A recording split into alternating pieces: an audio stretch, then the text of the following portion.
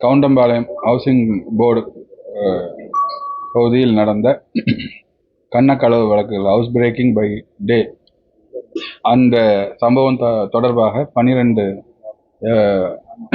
முதல் தகவல் அறிக்கை எஃப்ஐஆர் பதிவு செய்யப்பட்டு அதில் புலன் விசாரணை செய்யப்பட்டு இருந்தது. ஸோ அதில் நம்ம இருக்கக்கூடிய CCTV evidence and other evidences plus secret information மூலிமா நமக்கு யார் குற்றவாளிங்கிறது தெரிய வந்தது. அவங்க ஒரு பர்டிகுலர் இடத்துல தங்கியிருக்கிறதாகவும், குனியமுத்தூர் பகுதியில் பர்டிகுலர் இடத்துல தங்கியிருக்கிறதாகவும் நமக்கு தகவல் வந்தது. ஸோ அதை பேஸ் பண்ணி Kavundampalayam inspector Vetrichelvi and party அவங்க அங்கே போகும்போது அவங்க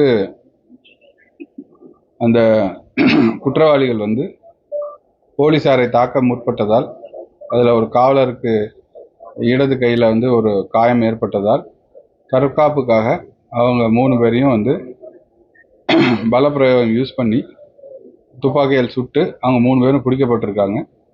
3 பேரோட பெயர் இர்ஃபான், ஆப்பூர் மஜித்புரா உத்தரப்பிரதேஷ் என்ற பகுதியை சேர்ந்தவர். கல்லு ஆரிஃப், அவரும் மொஹாலோ கஜிவாலா உத்தரப்பிரதேஷ் பகுதியை சேர்ந்தவர்.